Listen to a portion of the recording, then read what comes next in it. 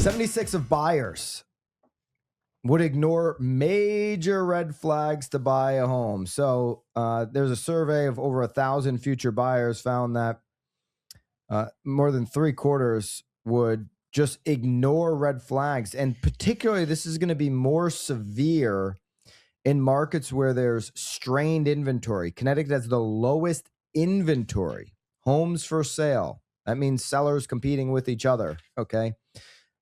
Right here in the state, this state, you're going to have buyers giving up more, ignoring more red flags than in other areas because of how highly competitive it is to get a home. People are like, competitive? Home prices are so high. Yeah, well, we don't have a lot of inventory. We don't build anything.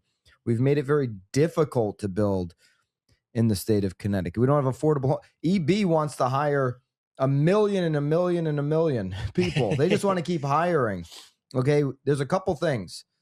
They're almost running out of people to hire, based on their location. I know, I know a lot of people in that area. Right. Okay, grew up in New London County. And it's like almost everybody that stayed in New London County works at EB. Or the casino. Casino or EB. Or the casino. Yeah. If EB wasn't there, just think about what the area would be if EB wasn't there. It wouldn't be a bright spot in southeastern Connecticut. Yeah, you'd have Mystic, and then you'd have some other stuff. So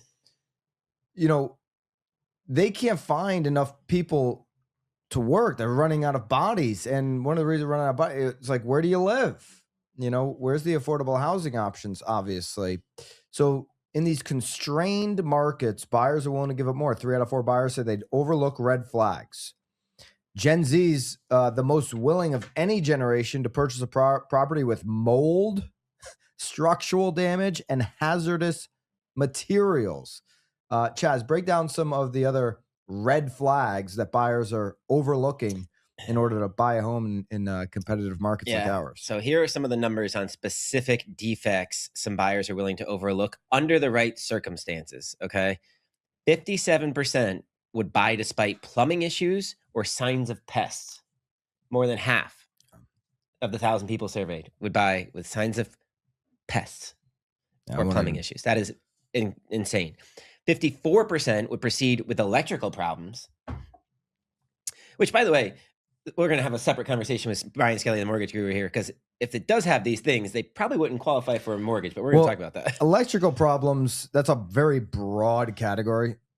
Okay. So you have certain electrical, like, are we talking a non-GFCI outlet? A non-GFCI outlet. I've seen FHA appraisers say you need to have a cover on electrical outlet, 79 cents at the hardware store. Is that an electrical problem? I don't know. Yeah. Maybe. But over half of them would proceed with electrical problems. Yeah. 49% would move forward with mold or water damage. That one is interesting. 49% would also buy with hazardous materials present. So I'm thinking that's probably like lead paint, asbestos, ground oil tank, something like that. And 45% would purchase despite major structural issues like a falling roof or foundation. Wow. Skelly. We got some handymen in that Gen Z. The Gen Z, I guess they're all going back into the trades. They can fix everything. Now 40% of boomers said they'd be willing to take on mold. Or 62% of Gen Z. 41% of boomers said they're all in on hazardous materials. 37% of boomers, major structural damage. So all those numbers are over 60% on Gen Z. But boomers right now in a competitive market, they're right there. Well, that's because they've got a pocket full of cash, and they are actually probably tradesmen and handy and know how to fix things. No, they got the money to do it. They got the money to do it. Only 12% of buyers, though, said they'd walk away immediately after discovering a major flaw. The rest want to negotiate a lower price. Here's what's hilarious, though, about this study. So they're willing to take on mold and these kind of things, but 63% wouldn't consider a national disaster risk. Oh, they wouldn't consider it a deal breaker. Okay. 56% would buy in a flood zone. So, okay, so they're overlooking everything. I thought it's like, oh, I'll buy a house in mold, but if it's in a natural disaster risk zone, I won't buy. Everything's in a natural disaster risk zone. Okay, the Midwest has tornadoes, it floods. You have hurricane. Anybody remember Superstorm Sandy, what it did to the shoreline in Connecticut? The West Coast is fire. Everything is a natural disaster risk zone.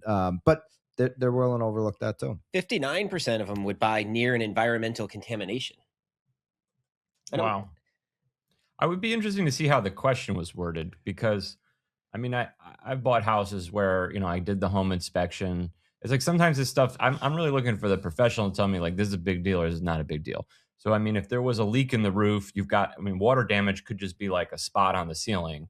I've got a spot on the ceiling in my house right now. I'm not super worried about it. I'm like, all right, there's a little leak in the roof, like probably from the solar panels. Like I can get somebody out to repair the flashing. It's like not a big deal versus, you have some homes where they're like constantly flooding the basement really bad every time it rains. So that term like water damage, like could be a big deal or not a big deal, depending on like what's going on. These are broad. Yeah, very broad. Yeah.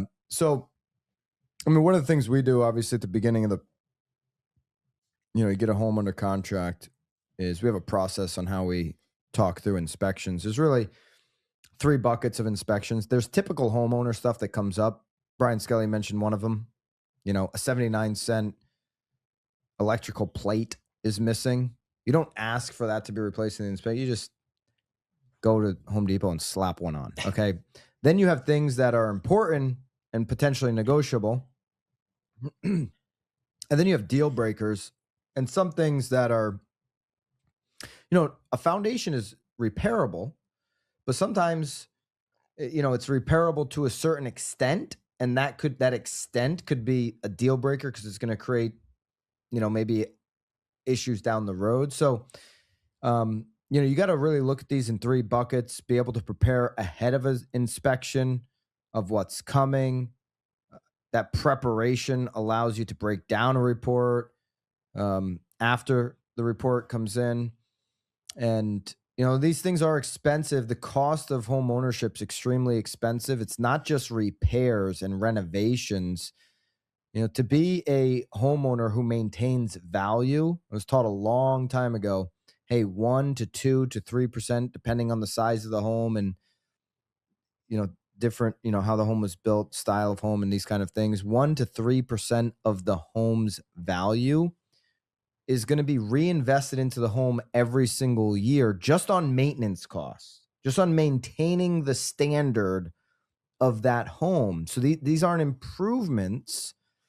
These are maintenance costs. If you are somebody who, quote unquote, has pride of ownership, who quote unquote wants to maximize the equity, who, wants to have a highly functioning house, and it's expensive to do that. And then you have renovations or things that break down and issues that can pop up on top of that, unseen things as well. So it's very expensive. Obviously, the price tag of the home, the insurance, Connecticut, or Florida's supposed to be like the worst homeowners insurance in the world, and I have a home here in Old Saybrook. I have a home in Florida. I get a insurance on the Connecticut house, and my home in Florida is 3 times the size of my Connecticut house, and it's the same. I'm like, what the heck is going on here in Connecticut? Why is my insurance so high? Really? So it seems to be getting better too. Like I had a client in Florida. I did his loan a couple of years ago. He's buying another one now. So when I did the pre-approval, I estimated the insurance like really high because I was